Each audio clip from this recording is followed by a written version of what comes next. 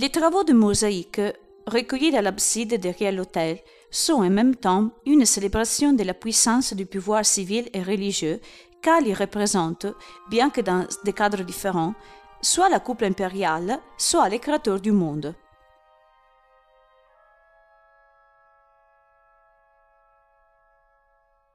Idéalement, vous pouvez trouver une sorte de connexion entre les figures de Moïse, dépeintes 3 fois dans la basilique, celles de l'empereur et de Dieu. Comme le prophète a conduit le peuple d'Israël vers la terre promise après avoir reçu les 10 commandements, l'empereur est le passeur des gens au salut à travers la loi.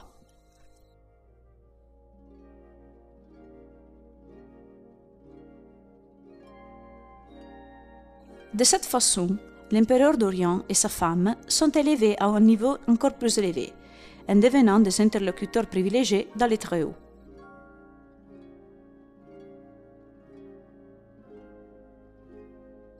La mosaïque de l'abside représente Jésus-Christ assis sur un globe céleste.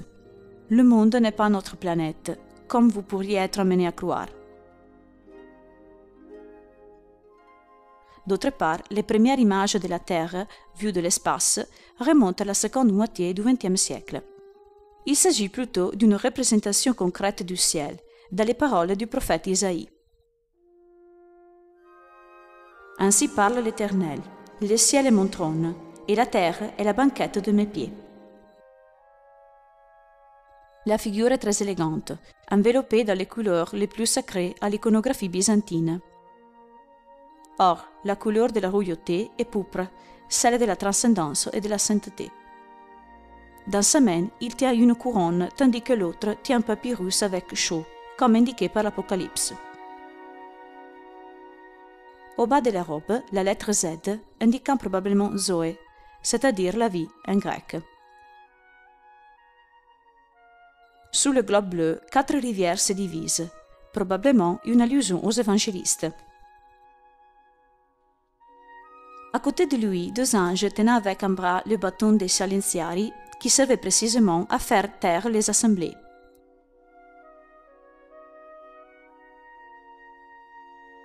Les deux sont pris dans l'acte de présenter à Christ 2 figures distinctes. Sur la gauche, il y a Saint Vital, les mains recouvertes d'un manteau orné, tout en acceptant que le Christ lui donne la couronne.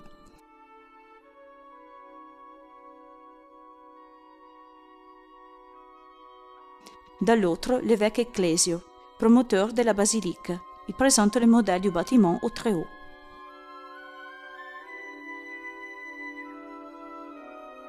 L'ensemble de la composition a un fond doré pointillé de cirrus rouge et bleu. Et il y a aussi un jardin luxuriant. Tout indique que vous êtes dans un autre monde, en Éden.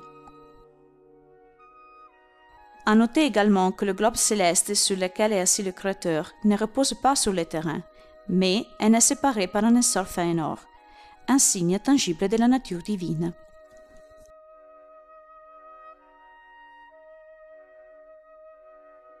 Déplaçant les regards vers la gauche, on croise la grande image de la cour de l'empereur Justinien.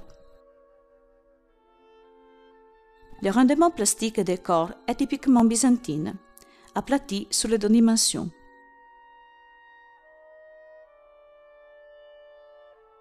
Les fonds d'or contribuent fortement à écraser les figures, en faisant abstraction de toute situation dans l'espace ou le temps. L'empereur au centre, comme l'écrit dans la mosaïque sur la bassine de l'abside, porte des parements en pourpre et a une auréole reflétant le fait que maintenant sa figure effectue à la fois une fonction religieuse et juridique. Pour compléter la riche vêtement, apparaît une chlamyde d'or brodée à motif de canard, un animal qui apparaît également sur l'épaule droite, près de la boucle circulaire qui le maintient stable. Probablement, le symbole du canard, ou d'oie, ce n'est pas clair, avait à voir avec les vies militaires. Dans l'image de Saint Vital, un saint qui est venu des rangs de l'armée, il y a la même représentation de l'écussion sur l'épaule droite.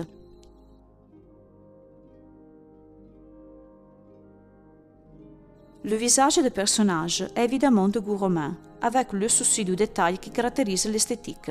Selon toute probabilité, le mosaïste a eu l'occasion d'étudier très bien les caractéristiques des personnages représentés.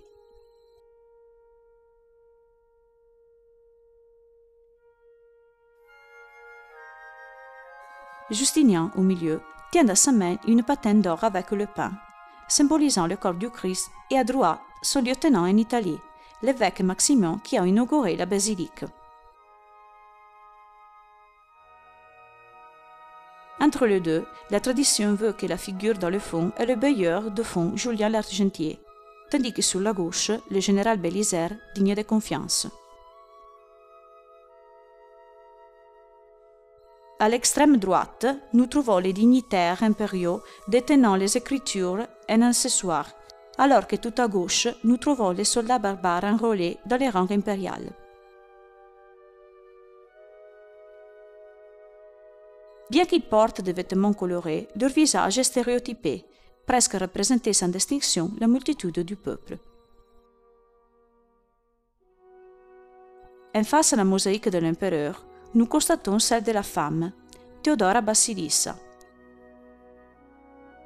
Danseuse du cirque, elle n'est pas nouvelle à la prostitution, comme l'a dit l'historien Procope de Césarée. Elle est passée dans les rangs de la rencontre impériale grâce à Justinien, qui en a fait son immortel. Dans cette mosaïque, elle est célébrée comme le mari.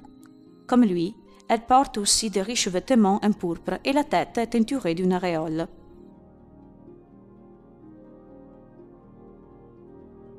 Contrairement à Justinien, cependant, elle est placée dans une niche surmontée d'une coquille, probablement un indice que la femme était peut-être déjà morte quand elle a été dépeinte.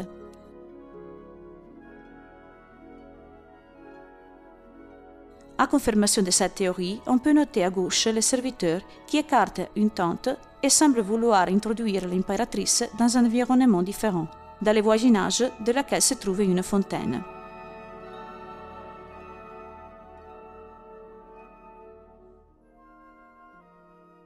Le Basilissa, comme le mari, tient le calice du sang du Christ, et la raison de l'offre est répétée dans la partie inférieure de la robe riche, où sont les rois mages.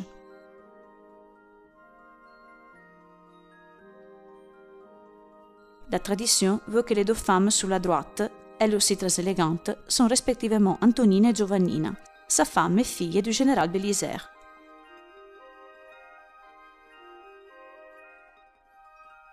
Comme dans l'autre mosaïque, il y a des figures stéréotypées et avec les yeux vitraux, représentant les femmes de la cour de Théodora.